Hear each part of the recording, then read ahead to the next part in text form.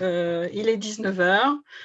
Bonjour, bonsoir à toutes et à tous. Bienvenue dans ce 12e atelier organisé par le collectif de l'Appel pour une région Pays de la Loire écologique, citoyenne et solidaire. Vous pouvez retrouver le manifeste de l'Appel sur le lien disponible dans la conversation. Cela va apparaître, je pense, bientôt. À ce jour, plus de 2100 personnes l'ont déjà signé. Et pour celles et ceux qui ne l'ont pas encore fait, il est temps de signer et de le proposer également à vos amis. Je suis Dominique Norval, de Génération Écologie, ancienne conseillère municipale et conseillère régionale en charge de la culture. Ce soir, nous aborderons la question de la culture, sujet hautement d'actualité. Les créatrices et les créateurs ont travaillé. Certaines et certains seulement peuvent encore le faire grâce au lieu de résidence. Mais nombre de leurs créations ont déjà été annulées ou au mieux, reportées. Or, leurs créations doivent être diffusées. Diffusées pour tous les publics, pas seulement comme parfois en ce moment réservé au monde professionnel des diffuseurs, mais vraiment pour tous et toutes. C'est vital, vital pour toutes et tous, car nous devons retrouver nos émotions collectivement. Les lieux, tous les lieux, doivent rouvrir avec le respect des conditions sanitaires. Tous les professionnels de la culture savent le faire. Voyons maintenant avec nos invités, en particulier, comment la région peut accompagner les professionnels, les lieux et les publics. Le rôle qui m'a été confié ce soir est d'animer cet atelier, de distribuer la parole et de garantir un débat constructif et serein. L'objectif est de partager nos expériences, nos points de vue, de confronter nos idées dans l'optique de dégager des pistes de propositions sur ce thème dans le cadre des élections régionales de juin prochain. Une fois que nos grands témoins se seront exprimés, nous aurons un temps d'échange où vous pourrez poser vos questions. Nous finirons vers 20 heures. Vous pouvez d'ores et déjà rédiger vos questions par écrit, soit en commentaire du Facebook Live ou dans l'onglet « Conversation » sur Zoom. Si vous êtes connecté sur Zoom, vous pouvez également intervenir à l'oral en l'indiquant dans le chat. Donc avec nous pour en parler ce soir, Bernard Kerouel. Aujourd'hui, Bernard, retraité de l'éducation nationale, tu as fini ta carrière comme formateur dans l'enseignement spécialisé. Tu as aussi organisé des spectacles de différentes esthétiques en milieu rural. Tu as été collaborateur artistique et responsable du journal interne de plusieurs festivals en France. Tu es le créateur des Chants à part, où les spectacles de professionnels sont proposés à tous les publics, dans des lieux insolites. Récemment, tu as écrit un livre, Le savoir-vivre des Risset-Barrier, publié aux éditions L'Harmattan. Il t'inspirera aussi un spectacle autour des chansons de cet auteur, spectacle qui sera repris en août 21 avec une prochaine sortie discographique prévue en mai-juin avec la maison de disques EPM. Dany Porcher, aujourd'hui retraité, tu as enseigné les lettres classiques au lycée Rousseau à Laval, où tu as fondé avec Didier Laster, metteur en scène et comédien, l'Option Théâtre. En 82, Michel Zanotti, alors inspecteur pédagogique régional, organisait le Printemps théâtral de Noirmoutier et les premières rencontres théâtrales de l'Académie de Nantes avec l'association vendéenne Vents et Marées.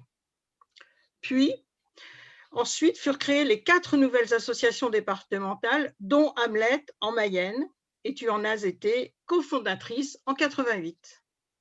Passionnée de formation, tu le dis et tu le répètes, tu as été responsable du pôle national ressources théâtre au Centre dramatique d'Angers et administratrice à l'ANDRAT, l'Association nationale de recherche et d'action théâtrale. Tu es également co-autrice d'un DVD du jeu au théâtre, écrit au Screen, et tu as écrit 2 livres. 10 rendez-vous avec Yanis Kokos aux éditions Actes Sud et Ego Dictionnaire des mots du théâtre aux éditions d'Humann. Denis Talédec. Juriste de formation, tu as occupé différentes fonctions dans le secteur culturel. Tu as été directeur fondateur du pôle régional des musiques actuelles des Pays de la Loire. Tu as animé la plateforme nationale des cafés culture. Tu as été le cofondateur du GIP Café Culture. Et aujourd'hui, tu es directeur de Culture Barbare, la Fédération nationale des cafés et clubs culture et coordonnateur de la plateforme européenne sur la vie nocturne. Tu es aussi consultant pour différentes collectivités françaises et européennes et tu es actuellement conseiller municipal de Nantes et conseiller communautaire à Nantes Métropole. Stéphane Lequin, tu as dirigé plusieurs scènes pluridisciplinaires, dont 2 scènes conventionnées. La dernière est celle de Onyx Interblanc, avec un projet triennal pluridisciplinaire, danse, théâtre, cirque, musique, jeune public, art de la rue. Tu y as créé un festival national danse et jeune public, Nijinskid. Tu as assuré la direction d'une mission pour la création d'un pôle culturel à vocation intercommunale.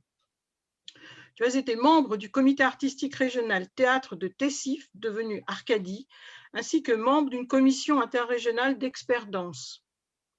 Depuis quelques années, tu es correspondant du Bruit du Off Tribune. Tu as écrit ton premier roman, qui n'est pas encore publié, et tu en écris déjà un second. Depuis mars 2020, tu es élu conseiller municipal à Montrelais. Voici pour les présentations. L'objectif de notre échange, je le rappelle, pour bien orienter nos discussions, c'est de réfléchir ensemble sur la manière dont notre région, les Pays de la Loire, que chacun de nos intervenants ont côtoyé ou côtoie encore, de près ou de loin, peut intervenir dans ce domaine. Alors tout d'abord, je vais laisser la parole à... Je pense que Bernard n'a pas pu encore nous rejoindre. Je vais laisser la parole à Denis.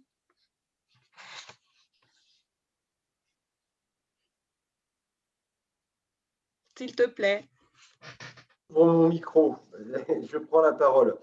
La question était, Dominique, plus exactement, donc peut-être très rapidement un constat sur la situation, puisque tu l'as dit tout à l'heure. Je pense qu'on ne peut pas aborder la question sans aborder, en tout cas de mon point de vue, la crise qu'on traverse. Je pense qu'il y a des leçons à tirer d'ores et déjà de cette crise. C'est qu'elle a eu un effet loupe sur plein d'enjeux au niveau de notre société et plus globalement sur des enjeux culturels. Et notamment, je pense qu'elle a mis en évidence des phénomènes de fond qu'on pouvait subir depuis un certain temps sur le champ culturel. Et je prendrai quelques exemples pour étayer mon propos, notamment la question de la place de l'art dans l'espace public, qui était quelque chose qui était présente et de plus en plus prégnant sur les approches d'offres artistiques, notamment liées au spectacle vivant, sur la question de l'espace public. Et on s'est aperçu qu'au moment du déconfinement, l'espace public est devenu l'espace safe et qui a pris une importance toute particulière lors du premier déconfinement. C'est-à-dire ce qu'on ne pouvait pas faire dans les théâtres, dans les salles de concert, on les a reproduits, j'y reviendrai tout à l'heure, dans l'espace public. Ce qui a réinterrogé notamment la question de faire société au niveau de l'espace public. Et je pense que c'est un enjeu aussi, si on le prend du point de vue anthropologique de la culture, un enjeu éminemment important. La deuxième chose, c'est qu'on a vu que la réglementation avait un poids très prégnant pendant cette crise sanitaire. Les phénomènes de réglementation, et notamment sur le champ des musiques actuelles, ont pris une importance toute particulière depuis un certain temps. Je ne prendrai qu'un exemple.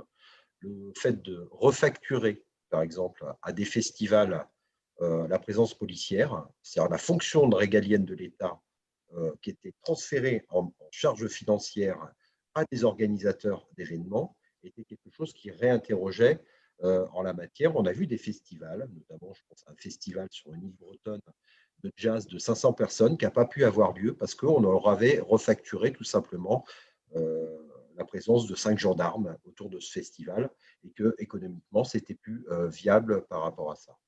Et donc, quelque part, en fait, le ministère de la Culture perdait de son poids au profit du ministère de l'Intérieur, qui devenait un peu, quelque part, le censeur aussi autour de ces questions-là.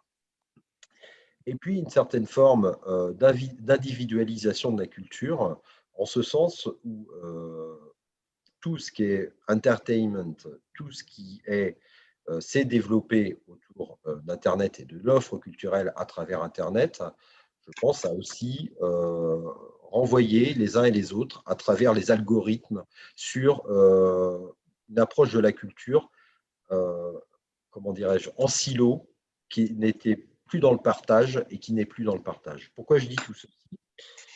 Parce que s'il y a une leçon à tirer, en tout cas pour moi, autour de ce premier confinement, encore une fois, qui a eu un effet loupe, c'était de se dire, eu égard à ce que je viens de poser, posons les questions des droits culturels, c'est-à-dire, grosso modo, qu'est-ce qui est en jeu autour de ça et quelle est la place de la culture dans la rencontre de l'autre et dans l'altérité, en fait. Et je pense qu'on a oublié, peut-être ces derniers temps, que la culture, en tout cas, on l'a moins mise en avant en termes de politique culturelle, s'entend, je ne dis pas que les acteurs l'ont oublié, pour le coup, que la culture est avant tout une action émancipatrice de nos contemporains, à travers des champs comme l'éducation artistique, mais aussi des champs tout simplement de diffusion, de rencontre de l'autre, à travers la diffusion. Et donc, la perte de sens qu'on a pu avoir et vivre ces dernières années a eu un effet loupe pendant cette crise.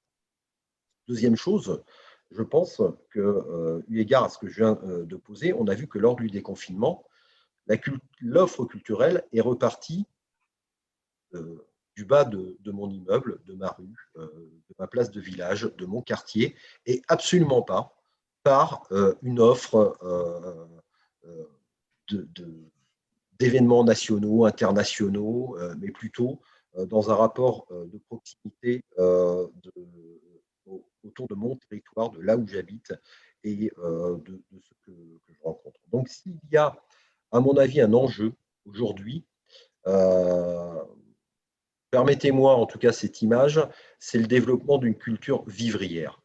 C'est-à-dire que je pense que face à ça, l'enjeu est de favoriser l'accès de tous à toutes les cultures. Ça ne veut pas dire que ça n'a pas été fait, et bien au contraire, je pense que je suis de ceux qui voient le verre à moitié plein. Je pense que les 40 dernières années en matière de politique culturelle et d'action culturelle sur nos territoires ont été éminemment vivantes, émancipatrices.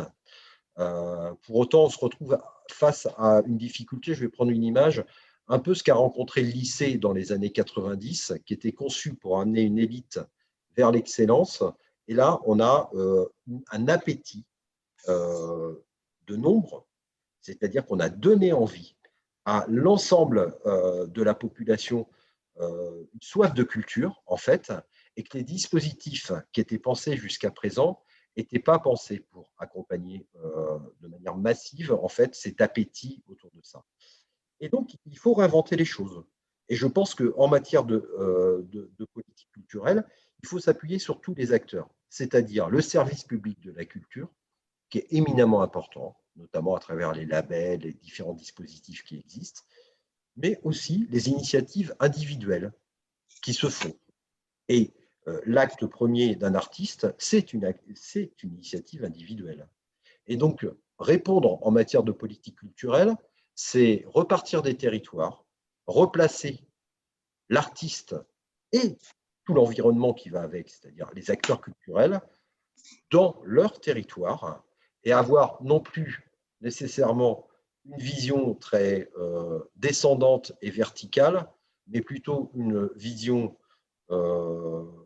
qui part des territoires et qui permettent tout d'abord d'organiser un réseau au niveau des territoires pour accéder à toutes les cultures, favoriser l'altérité, la rencontre de l'autre et de toutes ces cultures en s'appuyant sur tous les acteurs du territoire et surtout organiser les coopérations autour de ceci. Et Ça veut dire que derrière, je pense qu'il y a quelque chose d'éminemment important.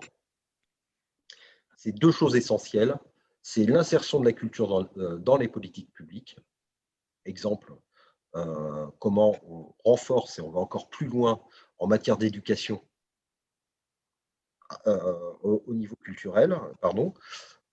Comment on insère la question culturelle dans les développements économiques aussi, parce que ce n'est pas non plus un vilain mot, hein, c'est aussi un enjeu pour les acteurs.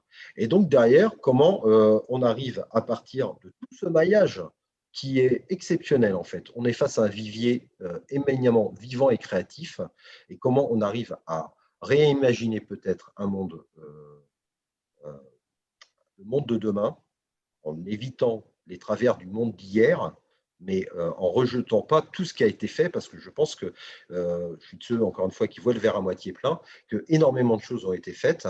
Et face à ces constats-là, quel est l'enjeu, justement, collectivement, pour réinventer ensemble cette offre culturelle, mais encore une fois, en partant de ces territoires. Bien, merci Denis. Dany, tu peux compléter, toi, avec un autre domaine qui est plutôt… Oui, qui a été évoqué ici par Denis, puisque c'est celui de l'éducation artistique dont je vais parler essentiellement, puisque c'est de ma place d'ancienne enseignante de théâtre aussi que je parle. Donc, seulement en préambule, je pense qu'il faut effectivement resituer dans la situation actuelle et dire qu'aujourd'hui, à Laval, le théâtre, parmi tous les autres théâtres qui ont été occupés, est le 64e, je pense, à être occupé en France. Donc, c'est une sorte de raz-de-marée. C'est bien que les artistes ouvrent les portes fermées, parce que depuis tellement de mois, nous sommes privés de cet art. Et je pense, entre autres, à tous les jeunes, tous les écoliers, tous les collégiens et lycéens qui sont privés de toutes ces formes artistiques et qui sont aujourd'hui rivés devant leurs écrans. Et que j'espère qu'enfin, les théâtres vont réouvrir. Bon, et ça, voilà, c'était seulement le préambule que je voulais donner. Et bon, maintenant, la question est bien de la démocratisation artistique et culturelle. Et la question est de savoir ce qu'un conseil régional peut faire dans ce domaine. Évidemment, celui des Pays de Loire a œuvré, comme vous l'avez dit, depuis 30 ans. Denis, les actions culturelles sont très, très nombreuses en Pays de Loire et on ne peut que s'en réjouir. Mais quand je regarde précisément ce que le Conseil régional des Pays de Loire a fait dans le domaine qui est le sien, puisque les lycéens relèvent du conseil régional, les collégiens du conseil départemental et les lycéens du conseil régional, je trouve que c'est relativement peu, en fait. Ce que propose le conseil régional depuis des années aux lycéens, c'est le e-pass culture sport, qui, pour le prix de 8 € leur permet d'aller voir un nombre assez important de spectacles. Et donc, ça, on ne peut que s'en réjouir, parce que ce sont des spectacles qui ne sont pas n'importe lesquels. Ils sont sélectionnés parmi les théâtres et les lieux culturels de qualité. Donc ça, c'est très bien. Mais le bémol, c'est quand même que ces jeunes ne sont considérés là que comme des consommateurs de culture, si je puis dire. Et je trouve que heureusement que des théâtres, que des artistes, que des compagnies ont pris la mesure de ce que ça pouvait être qu'un accompagnement au spectacle vivant. Parce qu'il ne suffit pas de donner la possibilité d'aller au spectacle, il faut aussi accompagner, faire de nos jeunes, de nos élèves, des connaisseurs, des gens éclairés, des amateurs d'art. Et c'est vrai que si on se contente seulement de leur dire, voilà, pour 8 €, vous pouvez faire tout ça, bon, certes, c'est bien, mais ça ne suffit pas. Voilà, donc ça, c'est la première chose que permet le conseil régional aux jeunes et aux lycéens. La deuxième chose qui est aussi offerte aux lycéens, c'est la grande fête. Les lycéens ont du talent. Voilà, c'est les deux éléments les plus importants. là encore, qu'il y ait une fête de l'art et que les lycéens puissent à ce moment-là montrer tout ce qu'ils font dans tous les domaines artistiques, c'est très bien. Mais ils sont 1000 sur 123 000 lycéens, je pense. Je me suis renseignée à peu près sur le nombre des lycéens dans les pays de la Loire, c'est énorme.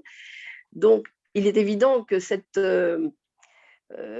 généralisation de l'éducation artistique et culturelle est difficile.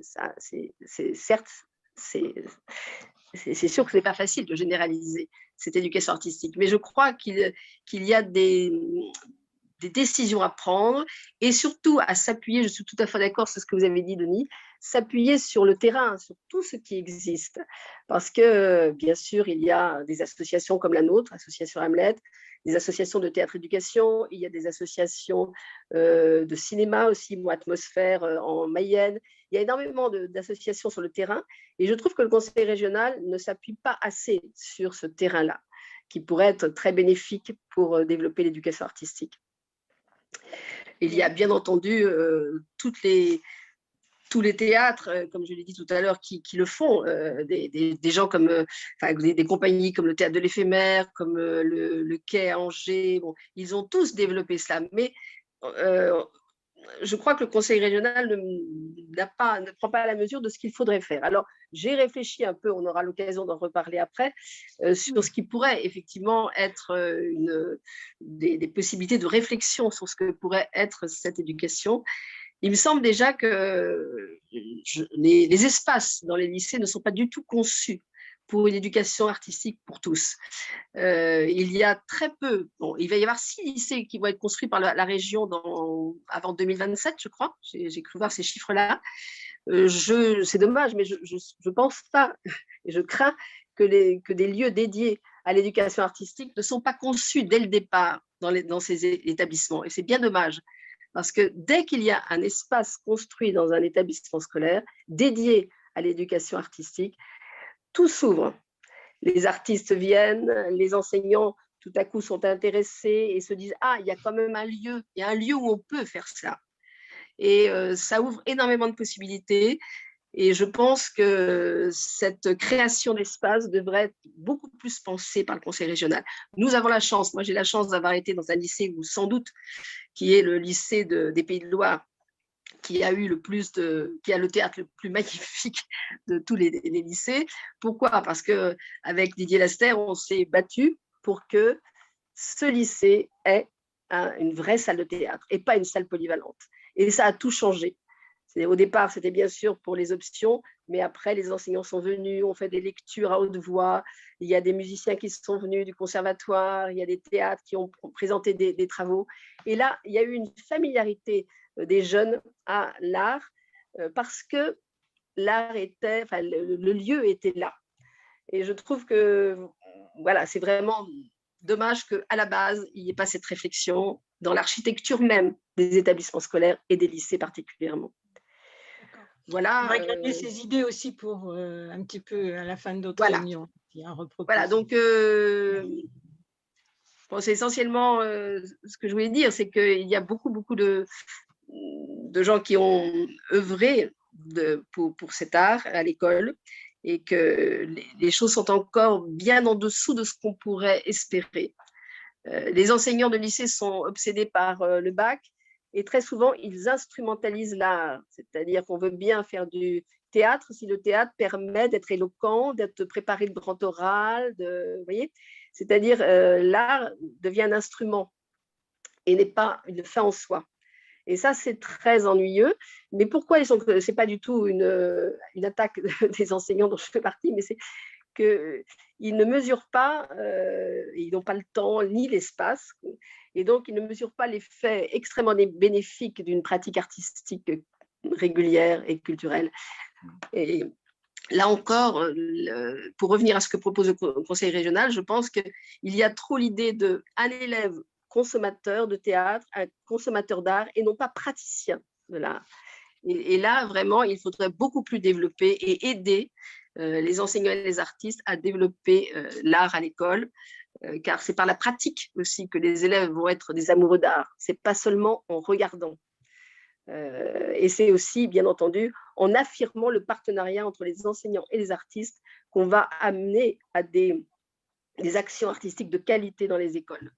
Parce que les enseignants d'un côté et les artistes de l'autre, ça ne fonctionne pas. On sait bien que c'est le partenariat qui permet une éducation fine à l'art, avec des artistes qui ont envie de venir à l'école, mais ils n'auront envie de venir à l'école que si les enseignants sont formés. Si les enseignants sont purement des spectateurs au fond de la classe, ça ne donnera pas du tout envie aux artistes de travailler avec eux. Donc, c'est aussi toute la question de la formation des enseignants à l'art et des enseignants de lycée, entre autres, qui est posée et qui n'est pas assez prise en compte dans la formation des enseignants, c'est clair. Merci Voilà. pour toutes ces réflexions qui sont très judicieuses, Dany. Stéphane, tu veux enchaîner, s'il te plaît? Oui, je serais assez d'accord avec mes deux prédécesseurs sur le fait qu'il faut contextualiser la question de la culture, quoi. Je lisais ce matin sur le site Reporter un article qui montre que la pollution de l'air est responsable d'environ 15% de la mortalité du Covid. Et je me demandais si on pouvait de même pas s'interroger sur le fait que la privation de culture et des lieux de rencontre a eu une incidence sur les 15 millions de Français qui sont victimes de dépression depuis la première vague du Covid.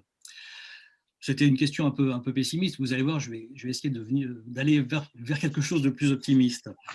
Plus optimiste, pardon. Et en particulier, je voudrais peut-être axer mon propos autour du territoire, la question du territoire et du temps. Parce qu'une des leçons, je trouve, de cette pandémie, c'est que notre rapport au temps a complètement changé pour beaucoup d'entre nous, sauf pour ceux qui, malheureusement, continuent à travailler dans des conditions difficiles. Par exemple, on a constaté quand même des formes de travail et une arrivée des populations urbaines dans les campagnes qui va certainement, dans les mois et les années à venir, modifier notre rapport à la culture. On y travaille maintenant différemment et on a une relation au temps libre, pas autant de cerveau disponible, mais au temps libre, très très différente.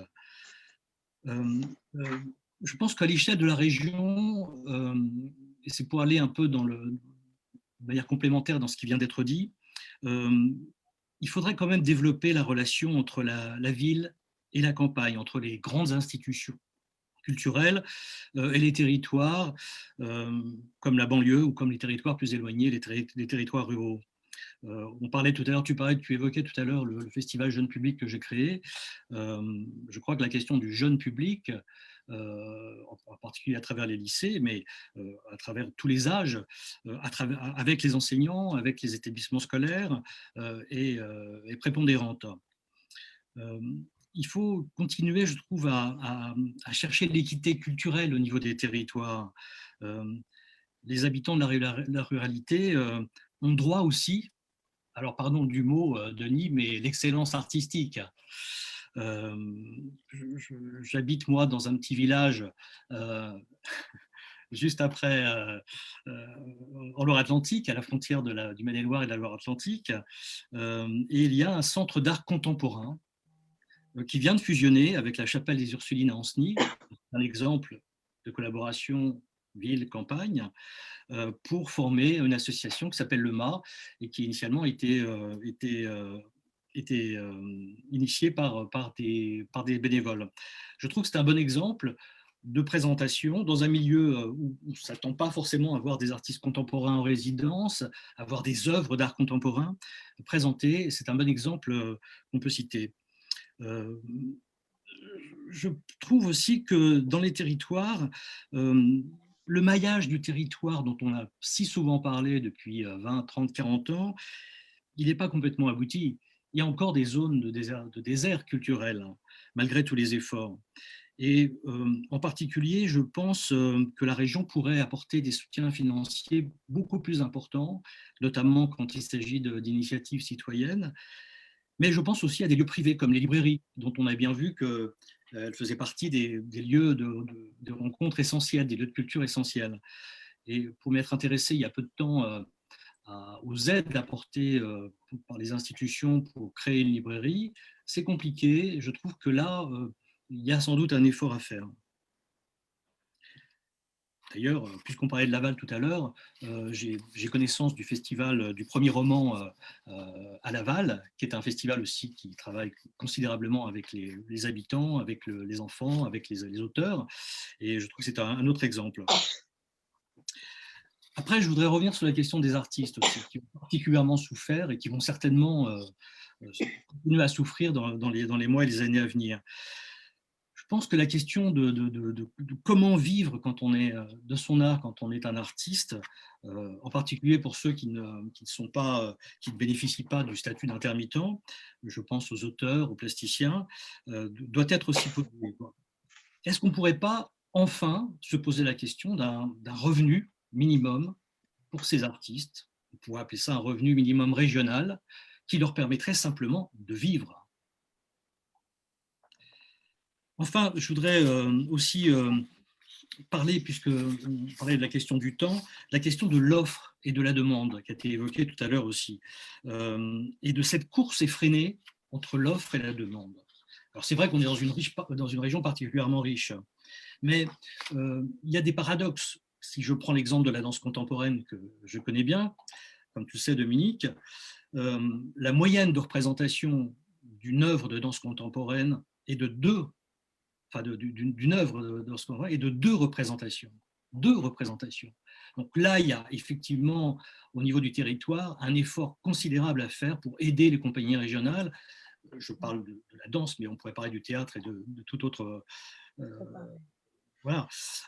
Et donc, voilà. Et en particulier, je trouve que cette course entre les institutions culturelles que j'ai vécues, moi aussi, et peut-être que j'ai d'une certaine façon alimenté,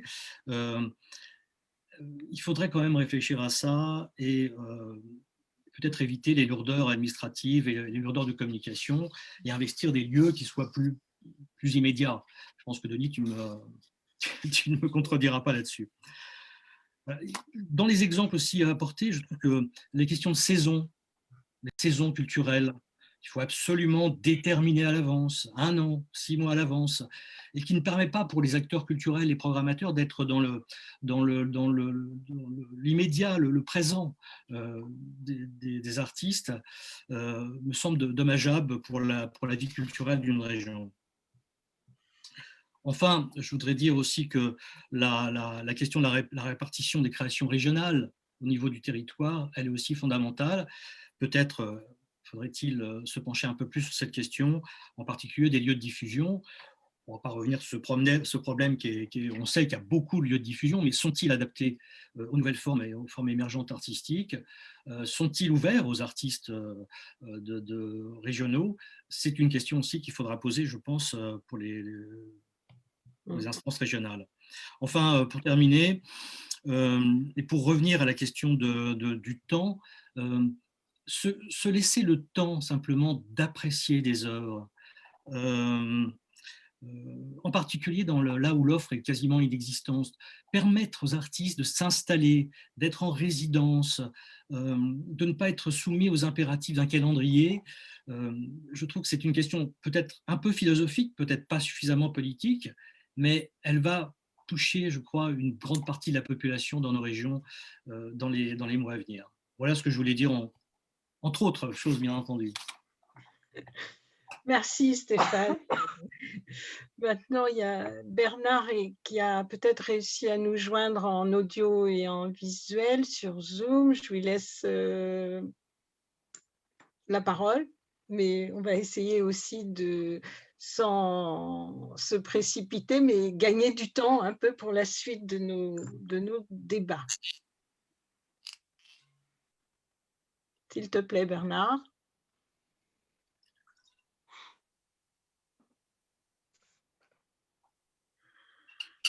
Bon.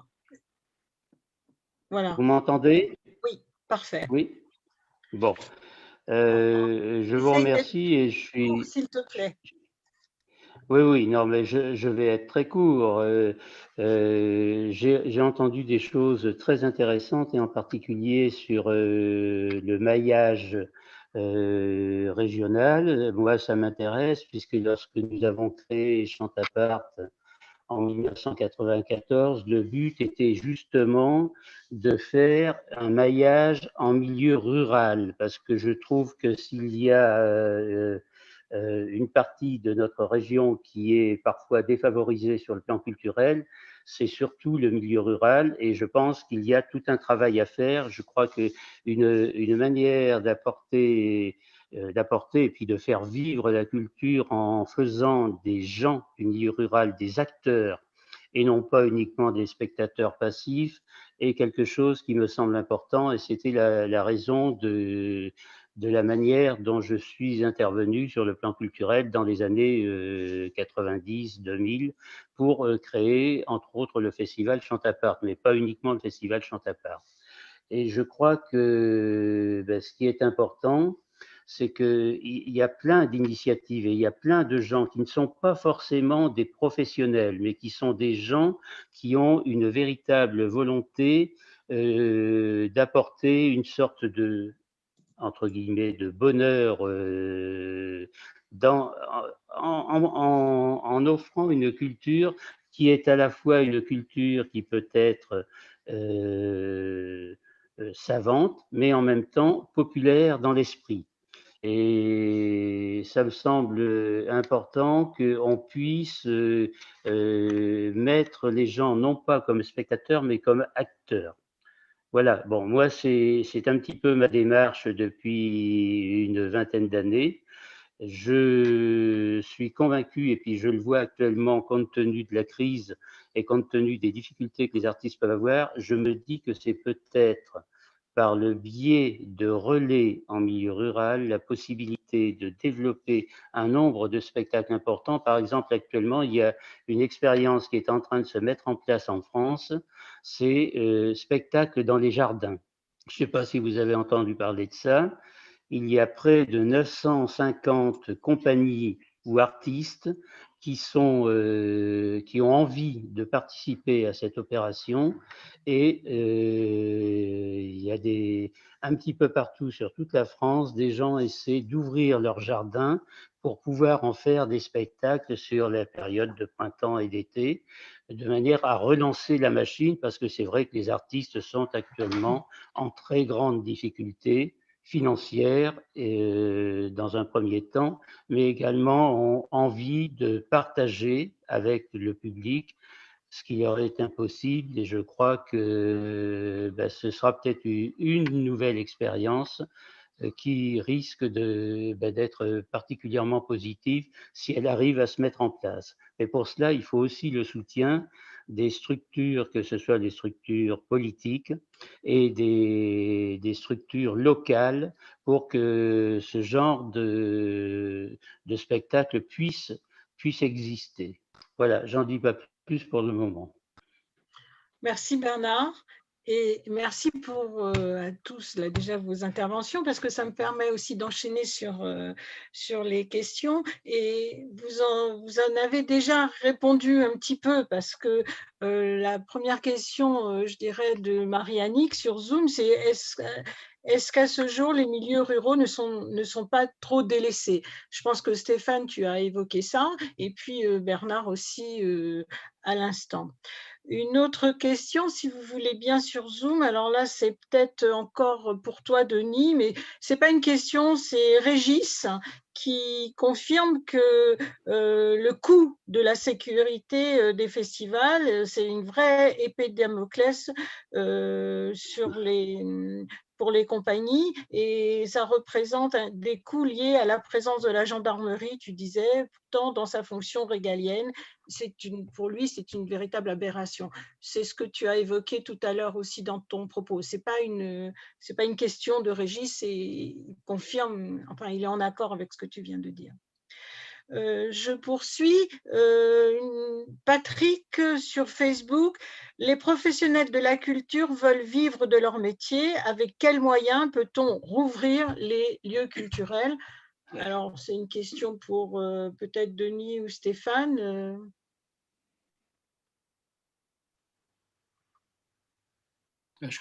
Oui, je crois que la question n'est pas tant les moyens que l'autorisation, tout simplement, de pouvoir rouvrir ces lieux. En dehors d'ouvrir les plateaux pour les créations aux artistes, et c'est fondamental, ou bien d'aller ailleurs, proposer des spectacles dans des endroits où c'est autorisé, je ne vois pas trop ce qu'on peut ajouter, quoi. Je pense que la décision appartient à l'État, et plus tôt elle arrivera, mieux ce sera. À l'échelle pour une région, que faire? Que faire sinon effectivement revenir sur tout ce que nous avons dit, c'est-à-dire inventer de nouvelles formes, poursuivre celles qui, comme Chantapart, existaient bel et bien, inciter les villages dans les mi-ruraux à, à faire en sorte que des festivals ou dans les jardins, chez les gens, à l'initiative des habitants puissent avoir lieu. Je trouve que tout ça, ce sont des bonnes formules qui ont fait leurs preuves et qu'il faudrait pouvoir adapter maintenant à la situation dramatique que l'on vit aujourd'hui. Peut-être 2 mots pour compléter. Je pense 2 choses en réaction. Sur l'aspect fonction régalienne, je pense qu'il faut aller au-delà, ça a même été dit tout à l'heure, je pense que c'était par Stéphane, il faut arrêter de suradministrer la culture. C'est-à-dire qu'on demande du rendre compte administratif sur de l'action culturelle qui est complètement démesurée par rapport au sens même de l'action, c'est-à-dire l'intervention artistique. Et donc là, il faut faire une révolution copernicienne. Il faut que l'argent aille à l'éducation, la création, à l'action en tant que telle. Et ça, c'est un élément important qui va au-delà même de la fonction régalienne. Sur la reprise, nous avons fait des propositions. 2 choses. La première, c'est de dire, tout d'abord, enquête épidémiologique pour connaître les lieux de contamination.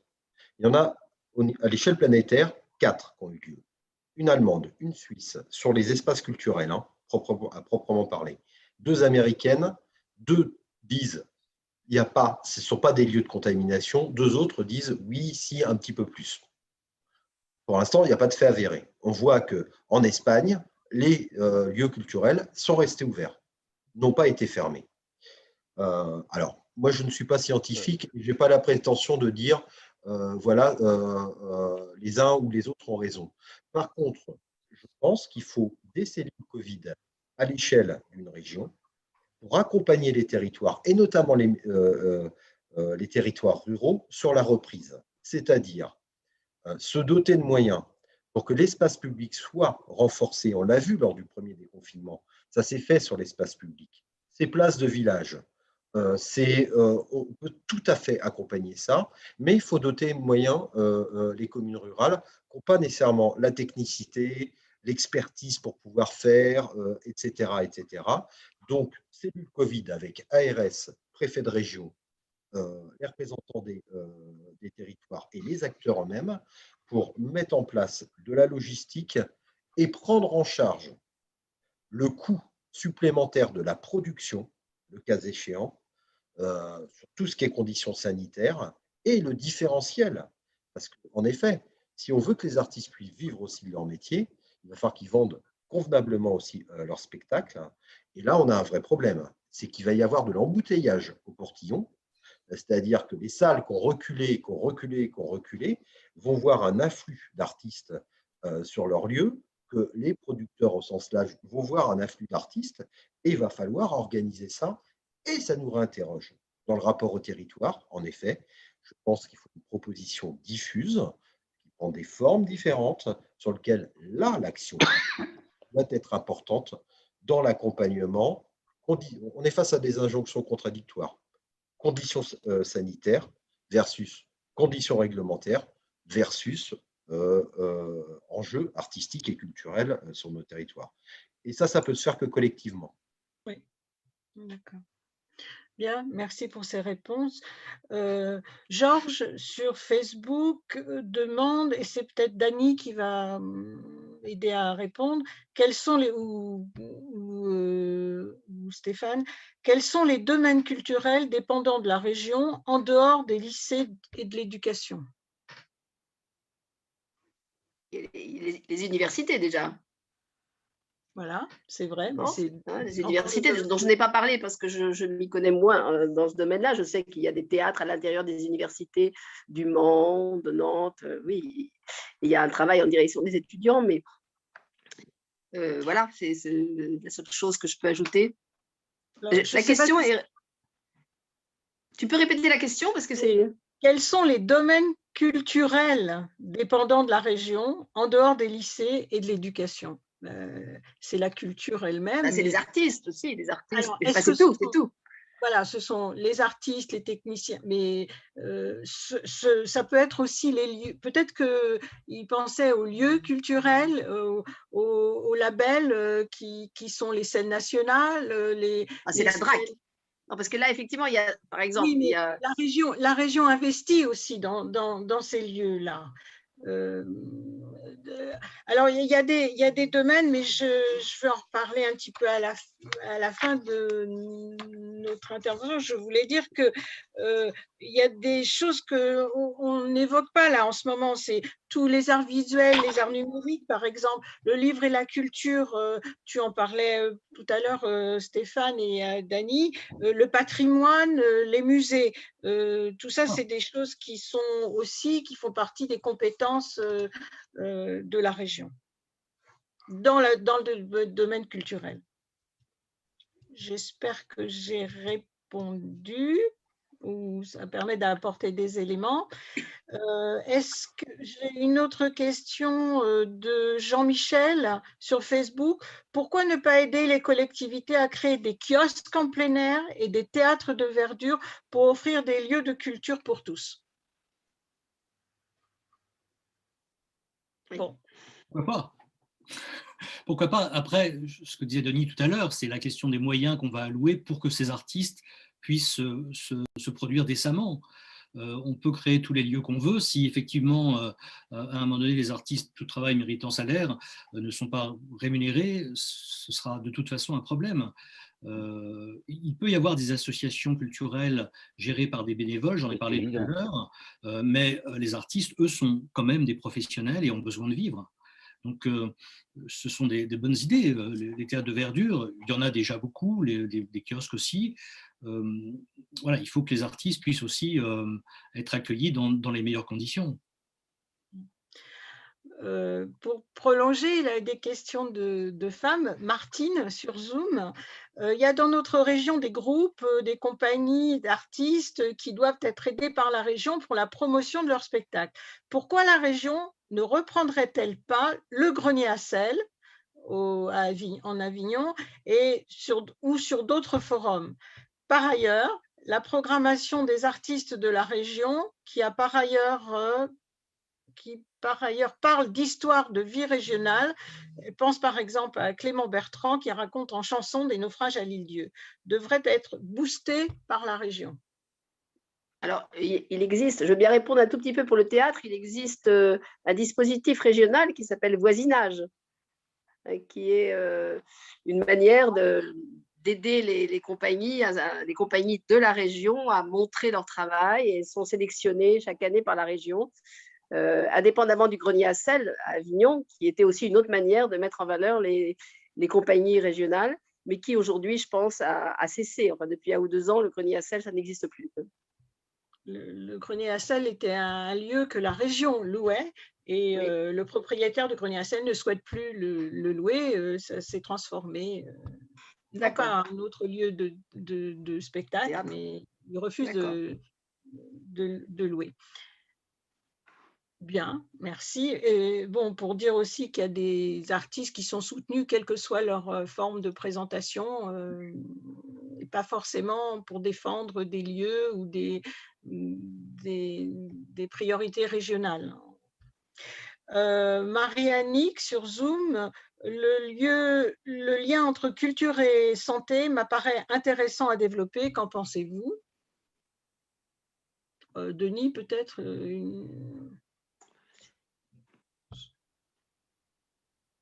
Moi, au vu des réactions, je suis tout à fait d'accord avec ce que Marie-Annick peut poser. Au vu des réactions, j'aurais tendance à dire, en fait, on s'aperçoit que tout le monde vient avec plein de propositions et qu'il y a une sacrée créativité quand même. dans ce qui est proposé. Et il y a encore un véritable envie, et ça, c'est rassurant. Je pense que l'enjeu, en fait, c'est de se dire de tout ça, que ce soit les kiosques, les questions de santé, etc., c'est en quoi comment la région doit se positionner par rapport à tout ça. Je pense qu'il y a des valeurs à défendre. Bon, elles ont pu être énoncées tout à l'heure. Qu'est-ce que la culture? En quoi elle est émancipatrice? En quoi il faut défendre aussi ces différentes initiatives? Mais je pense qu'au-delà de ça, il faut défendre la singularité des territoires. C'est-à-dire que peut-être que là, ça sera un kiosque, peut-être que là, ça sera une place publique, peut-être que là, ça sera je ne sais quel site, mais la région doit être accompagnatrice et facilitatrice des initiatives, et donc il faut faire confiance aux acteurs locaux, aux collectivités, et être facilitateur de toutes ces initiatives-là sur des dispositifs, encore une fois, qui doivent à la fois être transversaux, et mobiliser différentes politiques publiques, mettre des moyens pour accompagner les territoires et les initiatives d'acteurs aussi sur les territoires, faire la jointure, en somme, entre une politique publique de la culture et de l'initiative des territoires, individuels, privés, peu importe. Il faut que tout ça fasse aux besoins qu'on identifie et à notre vision politique, la défendre collectivement. C'est ça l'ambition pour moi demain. Réinventer les choses. Il y a une chose qu'on pourrait peut-être ajouter, mais très rapidement, Dominique, c'est la question qui nous occupe aussi de culture et écologie. Alors, il ne s'agit pas de politiser la culture, mais simplement de faire en sorte que la culture soit aussi un lieu de sensibilisation à la question écologique qui est primordiale. Bon, alors il y a plein d'expériences, il y a plein d'initiatives. On sait que par exemple les lieux de spectacle vivant sont des lieux très énergivores et il y a beaucoup d'efforts qui ont été faits depuis quelques années, mais il faudrait aller encore plus là-dessus. La région peut intervenir puisqu'elle intervient dans les constructions d'équipements, dans les investissements. Elle peut aussi aider à ce que ça aille dans le bon sens. Aider les compagnies aussi à aller vers des solutions ou des actions artistiques qui soient sensibles. Les plasticiens, par exemple, travaillent beaucoup sur ce sujet-là. En matière de spectacle vivant, un peu moins, je trouve. Je me souviens, par exemple, d'une compagnie de danse qui était complètement autonome sur un plateau de théâtre. On avait la moitié des danseurs qui produisaient l'énergie sur le côté du plateau, l'autre qui dansait. Bon, c'est un exemple un peu amusant, mais il y a plein de solutions de ce type-là qui peuvent être intéressantes. Parce que c'est aussi une question de santé publique. Tout à l'heure, j'ai rappelé que 15% de la population, que la pollution de l'air était responsable d'environ 15% de la mortalité du Covid.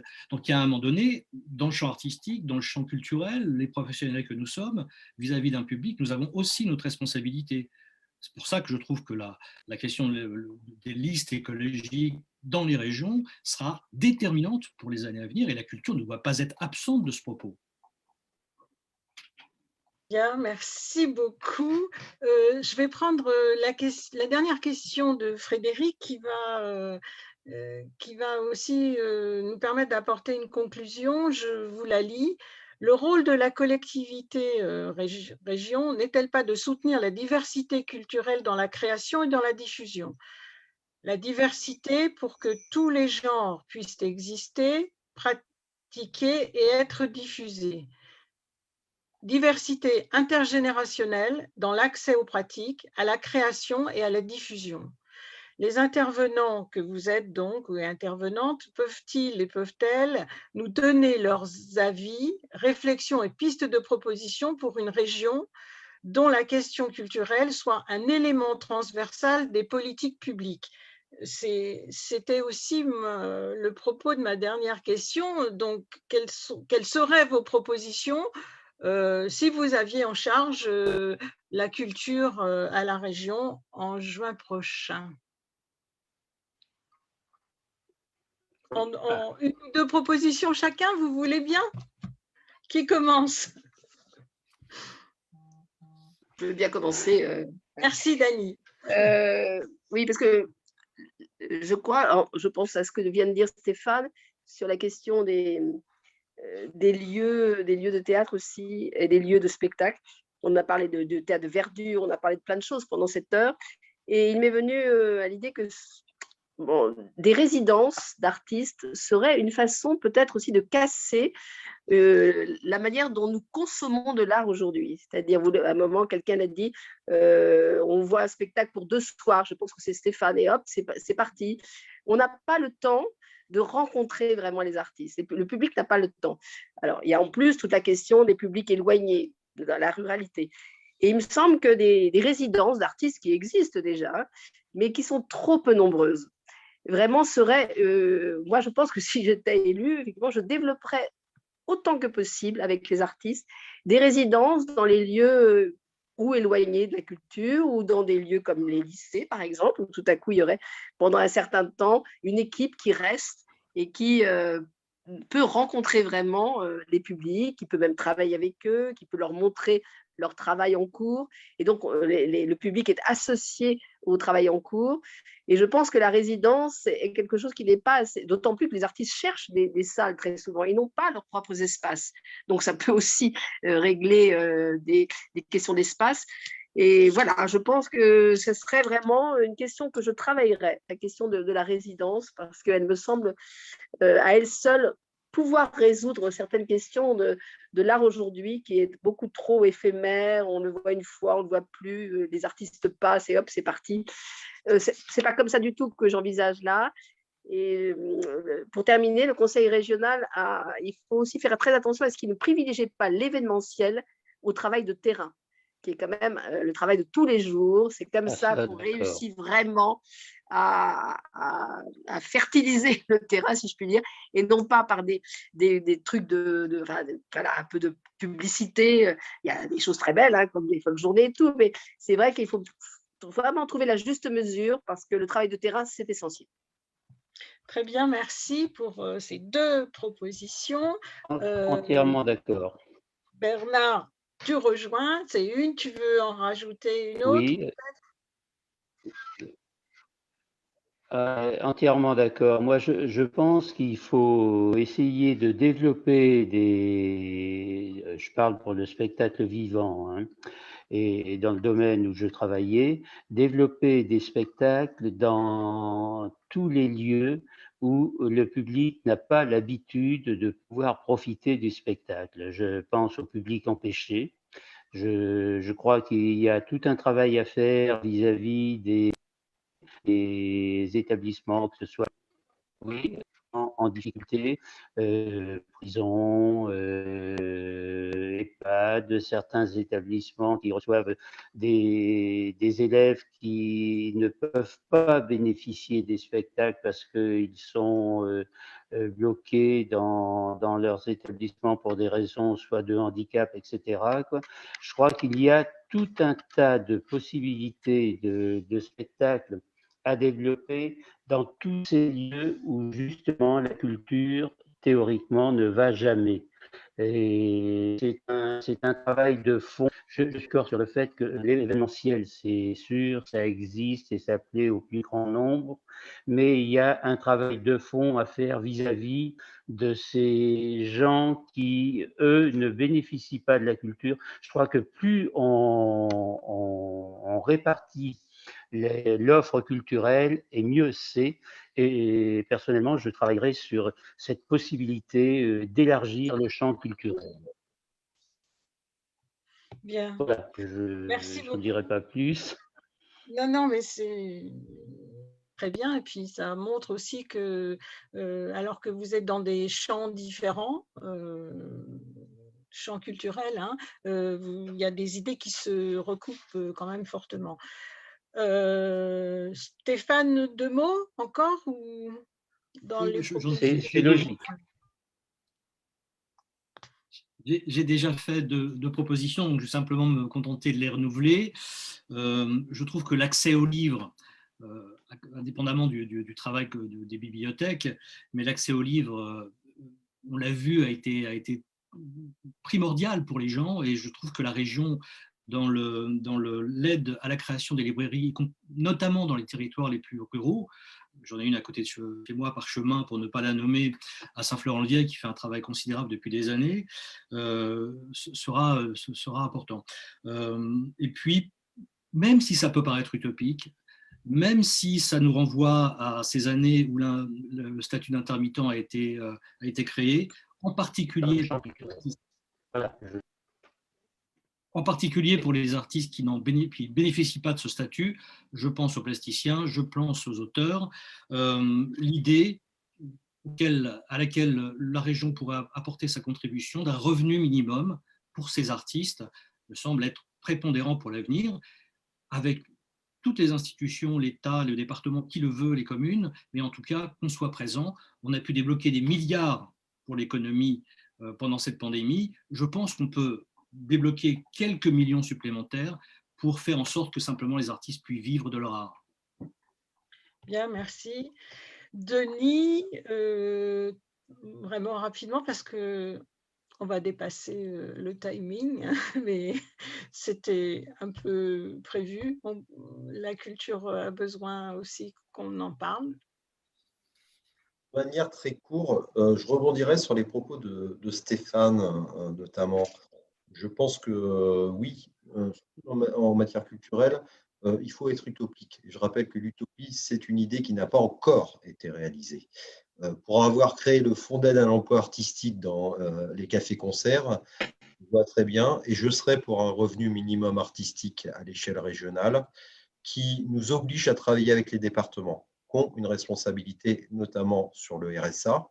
Et donc, ça veut dire que d'une, il faut que la région, dans un système de poupée-gigogne, contractualise avec les autres collectivités sur des domaines spécifiques, et par exemple, la question des affaires sociales avec les départements, et soit incitatrice.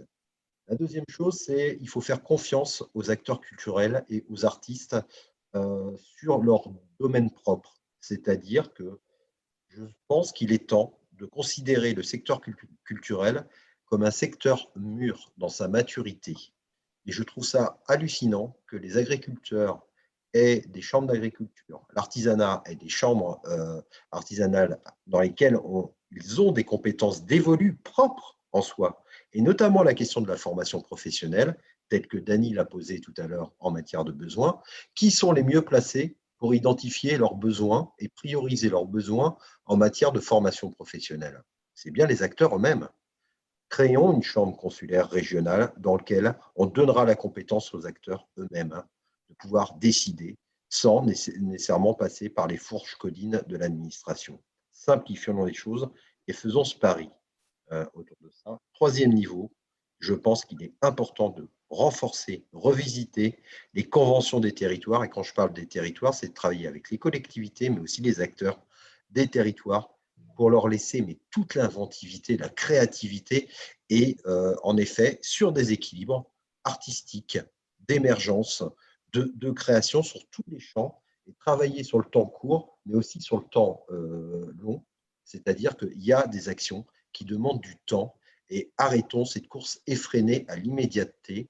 Permettons aux acteurs de travailler dans la durée pour les populations. Moi, je ne parle même pas de public, je parle des populations et il faut redonner la place aussi aux populations. En parlant de public, ça va avec ce que disait Bernard, que je salue profondément, que j'ai croisé il y a une vingtaine d'années.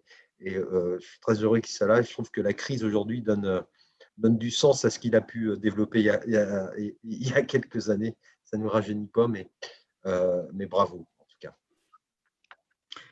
Non, mais maintenant je passe le relais à l'autre et j'espère qu'il y aura une continuité. Bien, merci beaucoup pour vos propositions qui se complètent et avec des choses qui peuvent, où je vois dans le lieu de discussion Zoom des gens qui adhèrent totalement aux propos que vous formulez. Alors, la notion de temps est quelque chose d'essentiel et qui est revenu, pas mal. Les résidences d'artistes avec des lieux différents en y associant tous les publics. J'ai entendu aussi privilégier le travail de terrain et aussi faire confiance aux artistes, et y compris pour permettre dans leur formation, ainsi instaurer peut-être une chambre consulaire régionale et renforcer les rapports, les conventions dans des territoires, et puis aussi ce qui a fait presque l'unanimité, c'est quand l'accès aux livres, bien sûr, et parler d'un revenu minimum artistique pour les artistes, sachant qu'encore une fois, on revient au propos du début de notre atelier, où on reconnaît un petit peu leur mal-être et leurs grandes difficultés. Je dirais principalement aux techniciens qui, eux, là, pour le coup, depuis plus d'un an, ne peuvent plus travailler. Voilà. Vivement qu'on se retrouve ensemble dans les lieux pour partager, dans les lieux culturels, pour partager toutes nos émotions. Il va falloir que je termine vite fait, mais encore une fois, un grand merci à tous ceux qui ont participé.